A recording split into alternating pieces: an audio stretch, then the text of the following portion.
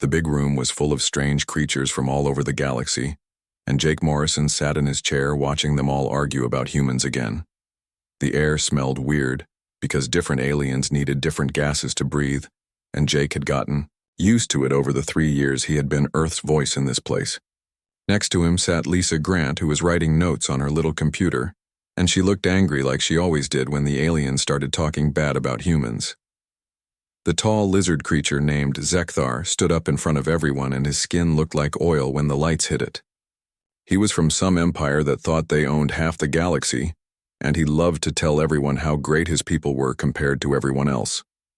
Jake knew this speech was coming because Zekthar always complained about humans when they had these monthly meetings. "The human colonies keep growing bigger without asking us first," Zekthar said with his snake tongue flicking out to taste the air. "These furry creatures have gotten too bold too fast, and someone needs to teach them where they belong in our galaxy." Jake kept his face blank like a good soldier should, even though he wanted to punch the arrogant lizard in his ugly face. Lisa stopped writing, and her hand was tight around her pen like she wanted to stab something with it. They both knew this was going to be worse than usual because other alien creatures were nodding their heads and making noises that meant they agreed with the lizard. The crystal beings made pretty chiming sounds that meant yes, and the gas cloud aliens changed colors to show they liked what Zekthar was saying. Most of these creatures had been flying around space for thousands and thousands of years, while humans had only been out here for about 200 years, so they all thought humans were just babies who did not know anything. "Humans are like a disease that spreads everywhere," Zekthar continued, and his voice got louder. "They make too many babies and eat up resources without thinking about anyone else, and worst of all, they do not have the smart thinking that comes from millions of years of being civilized. They are children playing with tools that grown-ups should use."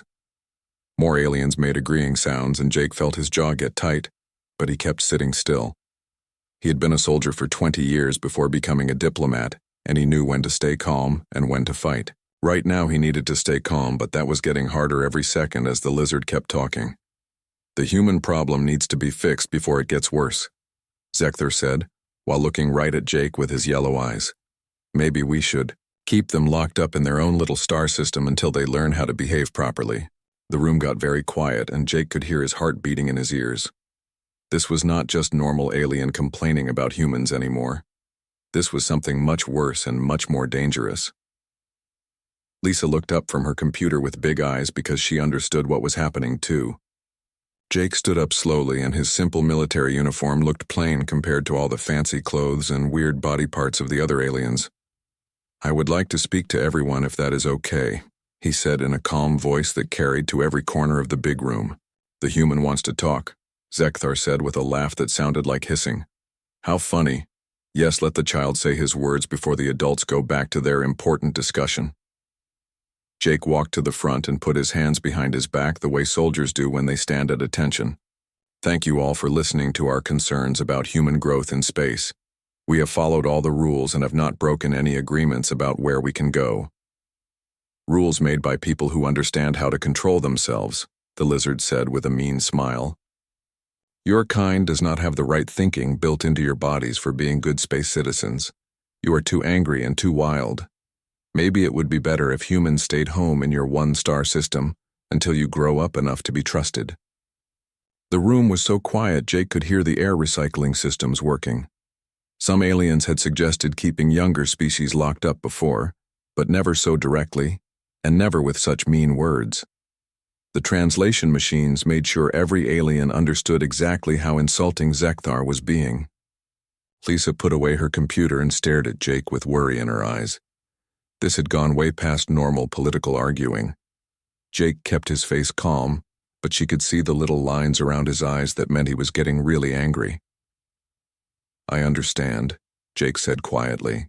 "So the Vorthon Empire thinks humanity should be locked up until you decide we are good enough for you to approve of us."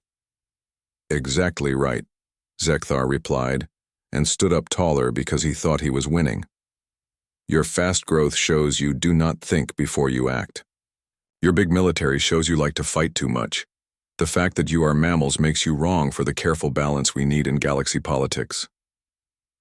Jake was quiet for a long time and looked around the room at all the different alien faces and sensors and weird body parts that were all focused on him. Finally, he smiled, and somehow that smile was both friendly and very scary at the same time. "Ambassador Zekthar," he said, "are you officially saying that humanity does not have the right to exist as a free people?" The lizard's skin moved in waves like he was laughing. "Challenge? Child, this is not a challenge, this is just telling you facts. Your people will do what the Council says, or you will be locked up by our armies. The Vorthan warships can be at your Earth in one standard time period." Jake nodded like he was thinking hard. "A threat to attack us with your military unless we give up our freedom. I want to make sure I understand right. You are threatening to invade human space and make our people your slaves." "If we have to, then yes," Zekthar replied, and puffed out his chest with pride. "The Vorthan Empire has conquered 17 star systems. Your one world would be easy practice for our young officers." The human ambassador's smile got wider.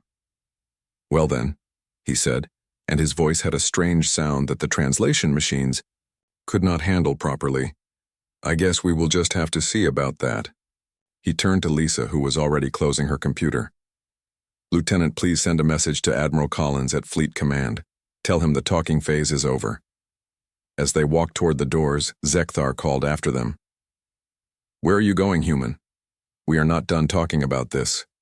Jake stopped at the big doors and looked back. "Oh, but we are done. You have made your position very clear. You want to play the old game of conquest and taking over other people. That is fine with us." His smile became the kind that made nearby aliens step back without knowing why. "The thing is, Ambassador, you just challenged the most dangerous people in the galaxy." "Most dangerous?" Zekthar's skin rippled with amusement. "You mammals who have been in space for barely 200 years? Your technology is primitive, your numbers are small, and your experience is nothing." Jake's face got serious for the first time. "You are right about one thing. We are new to space, but you are wrong about everything else. You see, while you have been playing politics and making mean speeches in meeting rooms, we have been doing something completely different." "And what is that?"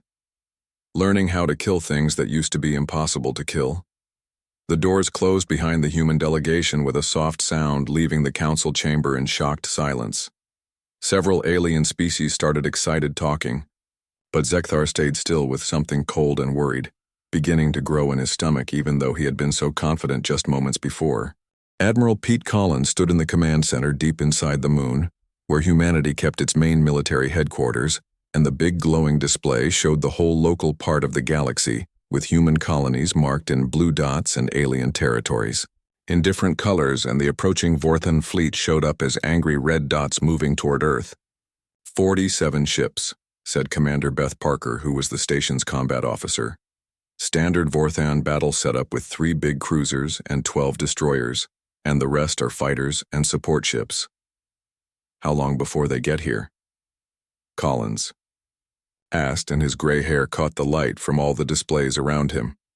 18 hours at their current speed, Commander Danny Webb answered from the sensor station.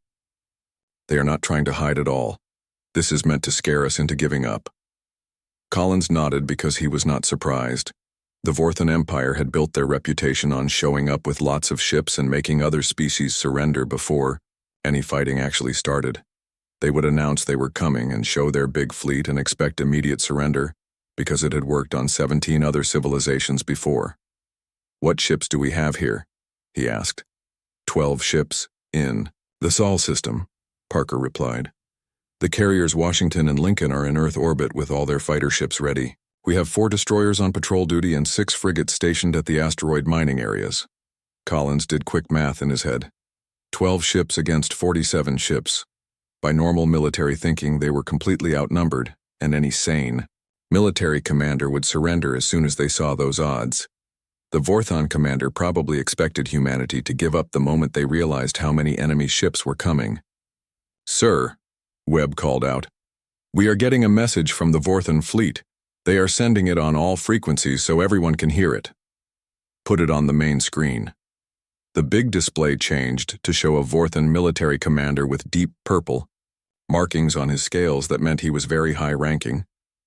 Behind him, the bridge of his flagship was busy with alien crew members working at their stations. Humans of the Sol system, the alien commander began. I am Fleet Admiral Corathan of the Vorthan Imperial Navy. The Galactic Council has decided you are not worthy of being independent. Surrender right now and accept Imperial control or face the results of fighting us. Collins stepped forward so the alien could see him on their screen. Fleet Admiral Corathan, this is Admiral Collins of the Human Defense Force. I am afraid we must politely say no to your generous offer. The Vorthan's head moved in a way that showed confusion in his species. Admiral Collins, you seem to be confused about something. You have 12 ships and we have 47 ships. The math of this situation is very simple. You are completely right about the numbers, Collins agreed. But I think you might be the one who is confused about something. Explain this to me. Collins put his hands behind his back in a military position that several of his bridge crew recognized as a very bad sign for whoever was about to be on the receiving end. Tell me, Admiral, how many species has the Vorthan Empire conquered? 17 civilizations have seen the wisdom of joining our empire, Corathan replied with obvious pride in his voice. And how many of those actually fought back against you? The alien commander's scales moved slightly. Fighting is pointless when faced with superior numbers. Most chose the smart path instead of the path that leads to destruction. I see, Collins said.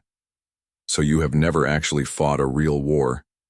You have done 17 very successful scary campaigns where you showed up with lots of ships and everyone gave up. The result is the same. Corathan snapped back. Surrender now or we will show you why fighting us is meaningless. Collins smiled, and somehow that expression was more frightening than any angry face. Admiral, do you know what humans have been doing for the last 50,000 years? Basic activities suitable for your low development level, I assume. Killing each other, Collins said simply. We have spent 50,000 years getting really good at warfare. We have fought with sticks and stones and bronze and iron and gunpowder and steel and aircraft and missiles and everything you can imagine. We have had wars that lasted 100 years and wars that ended in 6 days. We have fought for land and resources and ideas, and sometimes just because we were bored. The Vorthan commander's confidence seemed to shake a little. Your primitive fighting has nothing to do with modern space warfare. Does it not? Collins asked. Tell me, in all your glorious conquests, have you ever faced an enemy that fought back with everything they had? Have you ever faced someone who would rather die than surrender? Have you ever fought someone who saw your big fleet and decided that just made the challenge more fun? Corathan was quiet for a moment. You are trying to bluff when you have fewer ships. Am I? Collins gestured to one of his officers. Commander Parker, please show our friend what we have been doing with our time. The display split to show the approaching Vorthan fleet on one side and the human positions on the other. But as Parker worked with the display, the true size of humanity's preparations became clear. The asteroid mining areas were not just mining operations, but were actually weapons platforms. The research stations scattered around the outer system were really sensor networks and missile bases. Even the civilian shipping routes were carefully planned killing zones. You see, Admiral, Collins continued, while you were busy making threats in meeting rooms, we were getting ready for exactly this situation. Every human colony and every station and every ship has been designed with one main purpose, which is to survive and fight when we would always be outnumbered. The display zoomed in on several locations showing massive defensive installations that had been hidden inside what looked like civilian buildings and equipment. This cannot be real, Corathan said quietly. Our intelligence showed only mining and research facilities. Your intelligence saw what we wanted you to see, Collins replied. Humans have been practicing tricks in warfare since before we learned how to make fire. Did you really think we would forget how when we reached the stars? Parker stepped forward. Admiral, we are showing weapons readings from at least 200 human positions throughout the system. And sir, that is just what they are letting us see on purpose. Collins nodded. We have spent 2 decades since first contact getting ready for this exact moment when someone would decide humanity needed to be put in our place. We have built our whole civilization around one basic idea, that we would eventually have to fight for our right to exist. The Vorthan commander's scales had changed to a lighter color, which was a sign of stress in his species. Even with hidden weapons, you cannot match our firepower. You are probably right, Collins agreed. In a straight fight ship against ship you would likely win. But here's the thing about humans, Admiral, we do not fight fair. We fight to win. The display changed again, showing the Vorthon fleet's approach path. But now it was covered with dozens of attack patterns and ambush points and tactical scenarios. Your formation is textbook Vorthon naval doctrine, Collins observed. Very impressive and very traditional and completely predictable. You are approaching in a standard scary pattern, designed to show maximum force while keeping good command and control. Of course. Good tactics require disciplined execution. That might work against civilizations that learned warfare from the same books you did, Collins said. But we learned warfare in the mud and blood of 10,000 battlefields. We learned that the enemy gets a vote in your plans. We learned that victory does not go to the most powerful, but goes to the most ruthless. The communication went silent for several long moments as Corathan processed this information. When he spoke again, his voice carried uncertainty that had not been there before. Are you threatening me, human? Collins's expression grew serious. No, Admiral, I am educating you. You see, you have not just threatened a human colony or a human ship. You have threatened to destroy human civilization itself. You have threatened our homeworld and our families and our children and our future. He stepped closer to the camera, and his voice dropped to a whisper that somehow carried more threat than any shout. You just made it personal. The Vorthon fleet kept moving toward the Sol system, but Admiral Corathan found himself looking at tactical displays with growing worry, because intelligence reports had said the human military was primitive with limited abilities. But what he was seeing now suggested either a massive intelligence failure or a level of trickery that his species had never seen before. Fleet Commander, his tactical officer reported, we are finding more human signatures throughout the system and the numbers keep going up. Show me, Corathan ordered. The main display updated with new contacts appearing all over the Sol system, and what had first looked like 12 human ships was now showing as over 60 contacts, and the number was still climbing higher. Stealth technology? He wondered out loud. Negative, sir. These signatures are coming from installations that our long-range scouts said were civilian infrastructure, like mining platforms and research stations, and even what looked like merchant ships.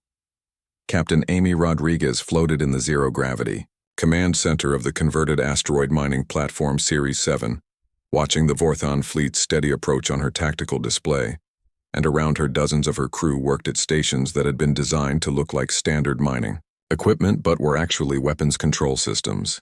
How far to target? She asked her weapons officer. 12 million kilometers in closing, Lieutenant Frank Garcia replied. All railgun batteries are loaded and ready, and missile tubes 1 through 40 are armed with plasma warheads. Rodriguez nodded because Series 7 had been hollowed out over the past 5 years, with its interior converted into a massive weapons platform. And from the outside it still looked like a mining operation, so the Vorthon scouts had dismissed it as a civilian target. They were about to learn the difference between human mining equipment and human military hardware. Ma'am, Garcia continued, Admiral Collins is asking for status report from all platforms. Tell him we are ready to introduce our guest to some human hospitality, Rodriguez replied. Throughout the Sol system, similar conversations were happening on dozens of installations because the merchant vessel New York was actually a Q ship, bristling with concealed weapons, and the research station at Jupiter's fourth point housed an experimental particle beam cannon that could punch through heavy armor at ranges previously thought impossible, and even the asteroid belt mining operations had been designed as weapons platforms from the very beginning.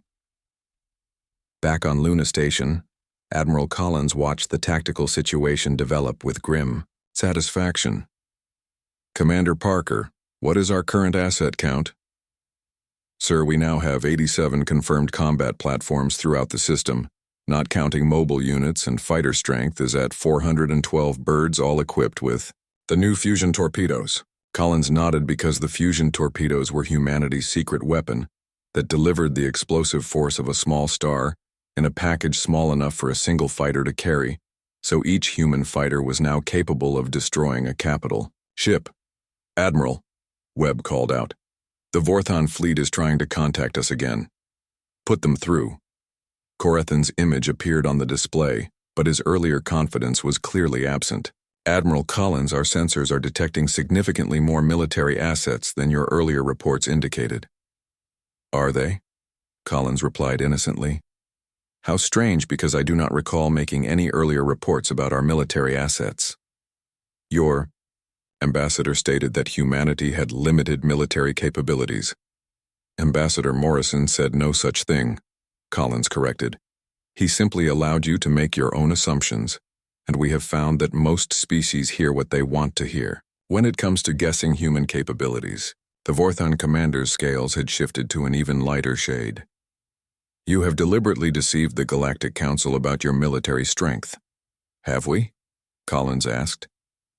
Every human installation in this system was properly registered with the Council, and every ship was reported according to regulations, and every weapons system was documented in our defensive capability statements. But these platforms were classified as civilian infrastructure. Collins smiled. Admiral, let me explain something about human civilization, because we do not really have civilian infrastructure, since every human facility, and every ship, and every station is designed to serve a military purpose if needed, and your intelligence services saw mining platforms and research stations, because that is what they were designed to see. He gestured to Parker, who brought up detailed pictures on the display. This is the Ceres mining platform, Collins explained. It mines iron ore and processes titanium for construction projects, but it also houses 40 railgun batteries and 60 missile tubes and enough ammunition to level a city, and the crew quarters double as a military barracks, and the mining equipment can be changed into weapon systems in under an hour. This cannot be possible, Corathan said quietly. Every human child learns basic military training in school, Collins continued. Every adult serves 2 years in the Planetary Defense Force, and every engineer studies weapons design, and every pilot trains for combat operations, and every colony ship carries enough firepower to defend itself against a fleet. Parker changed the display to show personnel statistics. Admiral Corathan, the Sol system has a total human population of 8 billion people, and of those 7.2 billion are classified as combat-capable reservists. The silence from the Vorthon flagship stretched for nearly a minute before Corathan found his voice. Your entire civilization is militarized. Not militarized, Collins corrected. Prepared, because there is a difference, since we do not want war, but we want to survive, and we learned long ago that if you want peace, you prepare for war. But the economic cost and the social disruption? Admiral, humans have been preparing for war while maintaining peaceful civilizations for thousands of years, and we call it civilization because every human city has police and fire departments, which are civilian organizations, trained for combat and crisis response, and every human community has emergency protocols and disaster preparedness plans, so we simply extended those concepts to space. The display shifted again, showing the true scope of human preparations with manufacturing facilities that could be converted to weapons production within days, and civilian ships with modular designs that allowed rapid military conversion, and even the residential areas were designed with defensive positions and fortified shelters. You are telling me, Corathan said slowly, that your entire species has been preparing to fight a galactic war since the day you made first contact. That is exactly what I'm telling you, Collins replied. And now you get to be our first lesson in applied human warfare. On the Vorthon flagship, the tactical officer was reviewing updated intelligence reports with growing alarm. Sir, our estimates may have been significantly wrong. Explain. If these readings are accurate, the humans have been hiding military capabilities that exceed our own by a large margin. And sir, this is just one star system, because intelligence indicates they have 17 colonial systems with similar defensive preparations. Corathan felt something he had not experienced in his 40 years of military service, which was genuine fear, not of death, because that was manageable, but fear of the unknown, since the Vorthon Empire had built its expansion on predictable enemies, who fought by predictable rules. Humans, it seemed, did not follow any rules at all. Admiral Collins, he said finally, are you suggesting that if we proceed with this operation, we will face the armed resistance of your entire civilian population? Collins's smile returned, and this time it was genuinely terrifying. Admiral, You are still not understanding because you will not be facing the resistance of our civilian population. He paused for effect. You will be facing the resistance of our civilian population, and our military forces, and our automated defense systems, and our allies in the other human colonies, and every piece of technology we have spent 2 decades preparing for exactly this scenario. Parker stepped forward with a new tactical display. Admiral Corathon, our long-range sensors are also detecting 7 human fleet elements, moving to intercept positions because the colonies have responded to the threat. Collins nodded. The moment you entered our system with hostile intent, every human colony in the galaxy received the alert, and they are all coming home, Admiral, because all of them. The display now showed additional fleet signatures entering the Sol system from various directions as human ships were converging on the system from across the local galactic arm. This is impossible, Corathon whispered. No species maintains such coordination because the logistics alone. Admiral, Collins said quietly, you made one critical error in your assessment of humanity because you assumed we thought like you, and you assumed we would see surrender as a reasonable option when faced with superior force. He stood up and his expression grew hard. Humans do not surrender because we adapt and we overcome and we win, and if we cannot win, he paused. We make sure the victory costs our enemies everything they have. The transmission went silent again as the implications sank in, because Corathon was beginning to realize that he had not stumbled into a simple intimidation scenario. He had walked into a trap that an entire civilization had spent decades preparing.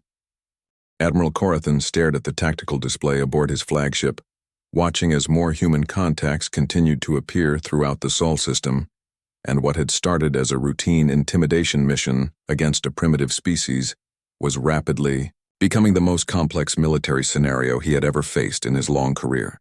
Fleet status report, he ordered. 47 ships maintaining formation, his tactical officer replied.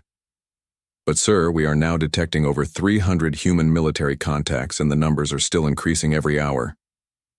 300? Corathon's voice carried disbelief. Where are they all coming from? Captain Lisa Wong drifted through the zero-gravity corridors of the civilian transport vessel, Golden Gate checking final preparations with her crew, and from the outside, the ship looked like a standard passenger liner, so the Vorthan scouts had classified it as a non-military vessel and dismissed it as not important to their tactical planning. They had no idea that the Golden Gate was actually a specialized Q ship designed to look civilian, while carrying enough firepower to engage multiple enemy warships, and its passenger compartments had been converted to missile bays, and its cargo holds housed fighter squadrons, and its civilian crew were all military veterans. Status report, Commander Chen, Wong asked her tactical officer. All weapon systems online. Captain and stealth screening is holding, so they still think we are a passenger transport, and we have 18 birds ready for launch and 60 ship-to-ship missiles armed and targeted. Wong nodded because the Golden Gate was just one of dozens of human civilian vessels that were actually military assets in disguise, and the deception had taken years to perfect, but it allowed humanity to maintain a much larger military presence than any enemy could detect. Orders. From Fleet Command, hold position and wait for the signal because Admiral Collins wants them to commit fully before we reveal our true capabilities. Meanwhile, on the converted mining platform, Vesta Station Commander Rick Torres was overseeing final preparations for humanity's newest weapon system, and the asteroid had been hollowed out over 5 years, with its core replaced with a massive magnetic acceleration cannon capable of firing projectiles at significant fractions of light speed. Power levels? Torres asked. Fusion reactors at full capacity, his engineering officer reported. We have enough stored energy for 12 shots before we need to recharge. Target solutions? All 47 enemy contacts are plotted and tracked, and the targeting computer has calculated optimal firing sequences for maximum damage. Torres smiled grimly, because the Vorthons had no idea that several of the mining platforms in the asteroid belt were actually weapon systems that could destroy entire fleets, and each platform had cost as much as a battleship to build. But they provided defensive firepower that was virtually undetectable until activated. Back on Luna Station, Admiral Collins was orchestrating the most complex military operation in human history, and the holographic display showed the entire Sol system, with hundreds of human assets now revealed and positioned for combat. "Admiral," Commander Parker reported, "all systems are reporting ready status, and we have 460 confirmed military platforms and 218 ships of various classes, and over 800 fighter craft. What about the special projects? Project Damocles is fully operational and Project Cerberus is standing by, and Sir Project Odin is ready for activation on your command." Collins nodded because the special projects represented humanity's most advanced military technologies, which were weapon systems that had been developed in absolute secrecy over the past decade, and the Galactic Council had no idea they existed. "Open a channel to the Vorthan flagship," he ordered. Admiral Corathan's image appeared on the display, but his earlier arrogance had been replaced by visible concern. "Admiral Collins, I demand an explanation for these massive military deployments, because our agreement was for a simple demonstration of force." "Your agreement was with civilizations that surrendered when faced with superior numbers," Collins replied. "We never agreed to anything. You have hidden your true military capabilities from the Galactic Council," Corathan accused. "This deception violates all established protocols." "Does it?" Collins asked. "Commander Parker, please display our official council filings for the past 5 years." The display shifted to show a series of documents which were military capability, reports and defensive installation registrations and fleet strength statements that humanity had submitted to the Galactic Council. "As you can see," Collins continued, "every installation and every ship and every weapon system has been properly reported according to Council regulations, and the fact that your intelligence services classified them as civilian infrastructure represents a failure of analysis, not a deception on our part." Corathan studied the documents with growing alarm, because the humans were right since everything had been reported, but the reports had been crafted so carefully that their true military significance was hidden in plain sight. "This is unprecedented," he admitted. "Admiral," Collins said, and his voice took on a more serious tone, "let me make something clear, because humanity did not want this confrontation, and we have spent 20 years trying to find our place in the galactic community through diplomacy and cooperation, but you have forced our hand by demanding you accept council oversight? By threatening our extinction," Collins corrected. "You did not offer oversight, but you threatened conquest, and you told us to submit or be destroyed, and that crosses a line that humanity will never allow to be crossed." The display shifted to show the approaching Vorthan fleet from multiple angles tracked by dozens of different sensor systems throughout the Sol system. "Your fleet is impressive," Collins continued. 47 ships representing the finest military technology the Vorthan Empire has to offer, and under normal circumstances that would be more than enough force to intimidate any civilization into surrender. But these are not normal circumstances, Corathan said quietly. "No, they are not, because you see, Admiral, you made the mistake of thinking that humanity is just another species that will fold under pressure, but humans are different, since we are the species that looked at every deadly predator on our home planet and decided to make them extinct instead of the other way around. And we are the species that survived ice ages and plagues and disasters that would have wiped out other civilizations." Collins paused, letting that information sink in. "And most importantly, we are the species that has spent the last 50,000 years perfecting the art of killing things that are bigger and stronger and more numerous than we are." The tactical display updated again, showing new human contacts appearing at the edge of the system because the reinforcements from the human colonies were beginning to arrive. "Admiral," Parker reported, "long-range sensors are detecting the colonial fleets, and the Yorktown battle group from Alpha Centauri will be in weapons range in 6 hours, and the Washington group from Tau Ceti will arrive in 8 hours. Collins turned back to the Vorthan commander. "You wanted to make this about superior force, Admiral, so very well, because in 12 hours you will be facing not just the Sol System Defense Force, but the combined military might of 17 human colonies." Corathan's scales had shifted to the pale blue color that indicated deep stress in his species. "How many ships?" "Currently about 300, but more are arriving every hour, and by tomorrow we will have over 500 ships in this system." "Impossible, because no species maintains such fleet strength." Collins smiled, that unsettling human smile again. No other species has spent their entire history fighting for survival against impossible odds, and every human colony was established with one primary directive, which was be ready to defend Earth if it is ever threatened. The display showed the scope of the human response as ships were converging on the Sol system from across human space, and not just military vessels, but converted merchant ships and civilian transports, reconfigured for combat, and even exploration vessels armed with improvised weapons. You are mobilizing your entire civilization for a single battle, Corethan observed with something approaching awe. No, Collins corrected. We mobilized our entire civilization the day we learned we were not alone in the galaxy, and this battle is just the first time we have needed to use what we built. He gestured to the tactical display where the true scope of human preparations was finally becoming clear. Admiral, you asked us to submit to your authority because you believed you had superior force, so let me show you what superior force actually looks like when it is wielded by a species that refuses to give up. Collins turned to his tactical officer. Commander Parker, initiate Project Odin, and let us give our guests a proper demonstration of human military capability. Throughout the Sol system, dozens of hidden installations began powering up weapons systems that represented the pinnacle of human military technology, because the demonstration was about to begin. The activation of Project Odin began with what appeared to be a minor stellar phenomenon, as several small asteroids in the outer system suddenly flared with brilliant light, and their surfaces heated to thousands of degrees in seconds before cooling back to normal temperatures. Admiral Corethan watched the display with growing concern. What was that? On Luna Station, Admiral Collins was reviewing targeting data with grim satisfaction. Commander Parker, confirm all Odin platforms are operational. Confirmed, sir, and all 12 platforms successfully demonstrated target acquisition and firing. Solutions and energy output was maintained within acceptable parameters. Collins turned back to the communications display.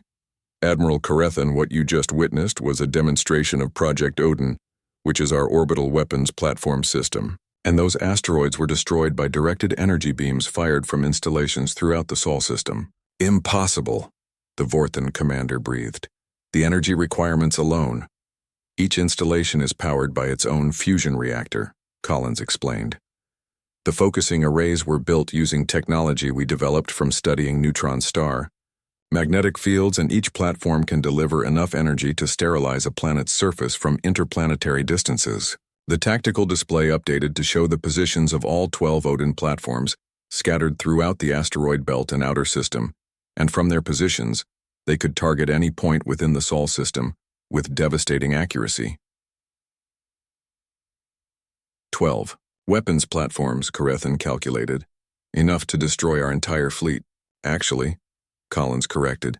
Enough to destroy your entire fleet 12 times over, and each platform can cycle its primary weapon every 30 seconds and maintain continuous fire for hours. But Project Odin was just the beginning, because throughout the system, other hidden systems were coming online, and the mining platform Series 7 extended massive arrays of railgun batteries that had been concealed within what appeared to be ore processing equipment, and the research station at Jupiter revealed itself to be a massive missile production facility with hundreds of long-range weapons ready for launch. Captain Amy Rodriguez's voice crackled over the command frequency. Admiral, Series 7 is fully operational, and we have 40 railgun batteries online and sufficient ammunition for extended engagement. Similar reports came in from installations throughout the system, as what the Vorthans had dismissed as civilian infrastructure was revealing itself to be the most comprehensive military defensive network ever constructed. Admiral Corethan, Collins said, and his voice carried across the space between their fleets. I want you to understand something important, because everything you are seeing right now, and every weapon and every platform and every ship, was built during peacetime by a civilization that claimed to be focused on exploration and colonization. You have been preparing for war since first contact, Corethan accused. We have been preparing for survival, Collins corrected. There is a difference, because we did not want to fight the galaxy, but we wanted to be ready in case the galaxy decided to fight us. The display shifted to show the human colonial fleets that were still arriving in system, and the Yorktown battle group from Alpha Centauri had arrived ahead of schedule, adding 37 ships to the human forces and behind. Then more fleets were approaching. "Sir," Commander Parker reported, "total human assets in system now exceed 600 platforms and ships and enemy forces remain at 47 vessels." Collins nodded. "Admiral Corathan, you are now facing odds of approximately 13 to 1, and by traditional military doctrine, you should surrender immediately." "But you will not demand surrender," the Vorthan commander said quietly. "No," Collins agreed, "because this was never about conquest, and this is about education." The communication channel fell silent as Corathan processed this statement and, finally he spoke. "Education? You came here to teach humanity our place in the galaxy," Collins explained. "To show us that we were too weak and too primitive and too small to matter in galactic affairs, and you wanted to demonstrate that superior force trumps everything else." Collins paused, studying the alien commander's expression. "But you have learned something different, have you not, because you have learned that sometimes the side with superior force is not the side with more ships, and sometimes it is the side that is better prepared." Captain Lisa Wong's voice joined the conversation from the disguised Q ship Golden Gate. "Admiral, this is Captain Wong, and all civilian vessels are reporting ready for combat operations, and we have over 200 converted ships standing by." "Thanks." "You, Captain?" Collins replied, and then to Corathan said, "Admiral, even our civilian ships are military assets because every human vessel, regardless of its primary purpose, was designed to fight if necessary, and our merchant fleet could destroy your battle group without support from our actual military." The magnitude of human preparations was finally becoming clear to the Vorthan commander, because this was not just a military defensive position, but was an entire civilization that had restructured itself around the assumption that it would eventually have to fight for its survival. "How?" Corathan asked. "How did you build all of this without the Council noticing?" "Because you saw what you expected to see," Collins replied. "You expected a primitive species with limited capabilities, so that is what your intelligence services reported. And you never looked deeper because you never considered the possibility that a species might be intelligent enough to hide in plain sight." Commander Parker stepped forward with updated tactical information. "Admiral, we are now detecting power buildups from all human installations, and they are preparing for coordinated action." Collins turned back to the communication display. "Admiral Corathan, you have a choice to make because you can proceed with your original plan and attack the Sol system, in which case your fleet will be destroyed within minutes by weapon systems you never knew existed." He paused. "Or you can return to the Galactic Council and deliver a message." "What message?" Collins's expression grew serious. "That humanity is no longer interested in being judged by civilizations that have forgotten what real warfare looks like, and we have proven that we can defend ourselves, and now we are going to prove that we deserve our place in the galaxy." "By conquest?" Corathan asked. "By contribution," Collins corrected. "By showing the galaxy what a species can accomplish when it refuses to accept limitations imposed by others." The tactical display shifted one final time, showing not just the military assets in the Sol system, but the broader scope of human civilization, with research stations developing new technologies and colonial worlds pushing the boundaries of what was considered possible, and exploration fleets mapping regions of space that other species considered too dangerous to enter. "The galaxy is full of old civilizations that have grown comfortable with their limitations," Collins continued. "They have accepted that certain things are impossible, and that certain risks are too great, and that certain challenges cannot be overcome, and they have forgotten how to grow." "And humans have not?" "Humans refuse to accept the word impossible," Collins said. "We are the species that looked at the vacuum of space and built ships to cross it, and we looked at hostile alien worlds and found ways to make them home, and we looked at predators that could kill us and turned them into pets," gestured toward the display showing the approaching human fleets. "And when you told us we were too primitive to deserve independence, we showed you what primitives can accomplish when they put their minds to it." Admiral Corathan was quiet for a long moment, studying the tactical situation, and his 47 ships were now surrounded by hundreds of human military assets, all of which were more advanced than his intelligence services had believed possible. "If I return to the Council with this information, he said finally. "It will change everything." "Good," Collins replied. "It is time for the galaxy to learn what humans are really capable of. And if the Council decides to unite against humanity, because if they see you as too dangerous to exist..." Collins smiled one last time, and this time the expression carried no menace but only confidence.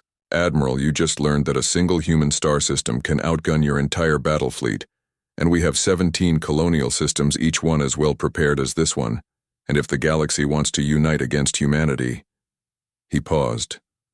"They are welcome to try. But they should remember that we are the species that turned our entire civilization into a weapon, just in case someone was foolish enough to threaten our existence."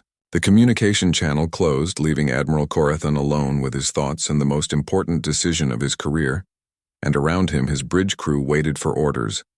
But the Vorthan commander continued to stare at the tactical display, showing hundreds of human weapons trained on his fleet. For the first time in his military career, he was facing an enemy that was genuinely more dangerous than his own forces. And for the first time in Vorthan history, retreat was not just the smart option but was the only option.